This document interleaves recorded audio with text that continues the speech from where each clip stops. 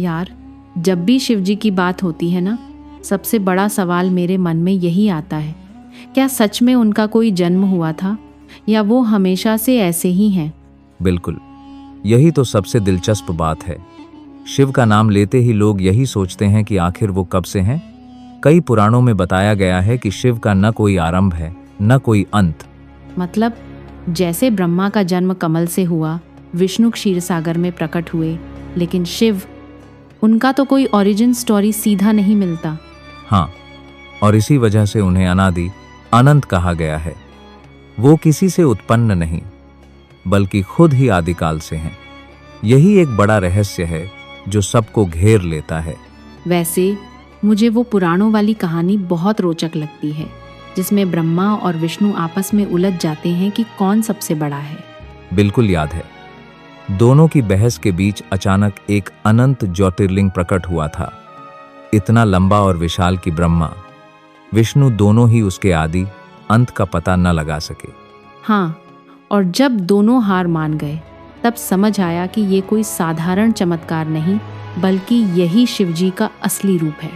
मुझे लगता है यही प्रतीक है कि शिव को समझना इंसान के बस की बात नहीं। उनका ये अनंत प्रकाश ही बताता है कि वो किसी सीमा में नहीं बंध सकते। ये बात सुनकर हमेशा हैरानी होती है कि शिवजी कितने अलग अलग रूपों में दिखते हैं। कभी पार्वती के साथ गृहस्थ, तो कभी जटाओं में गंगा और भस्मधारी योगी।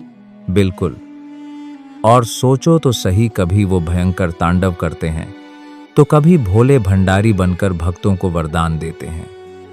एक ही देवता में इतनी विविधता। मुझे लगता है शायद इसी वजह से लोग उन्हें जगत पिता और वैरागी दोनों मानते हैं। उनका हर रूप कोई ना कोई गहरा संदेश देता है।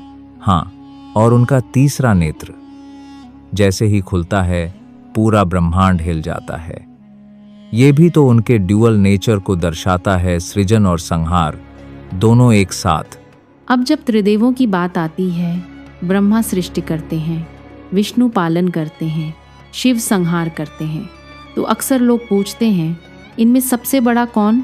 सीधे सीधे जवाब देना मुश्किल है, लेकिन पुराणों में तो शिव को ही सर्वोच्च बताया गया है। वजह शायद यही है कि बिना संहार के सृष्टि का चक्र चल ही नहीं सकता। सही कह रहे हो, क्योंकि नई चीज तभी बनती है जब पुरानी खत्म हो, और शिव खुद अनादि अनंत हैं, तो उनकी भूमिका बस एक दायरे में नहीं बंधती। मुझे लगता है भक्तों के लिए भी यही आकर्षण है। वो सिर्फ देव नहीं, समय काल से भी परे हैं।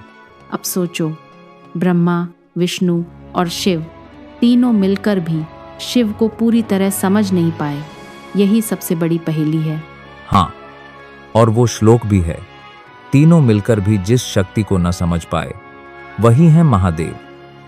लगता है शिव हमारे लिए एक रिमाइंडर हैं कि कुछ रहस्य हमेशा रहेंगे।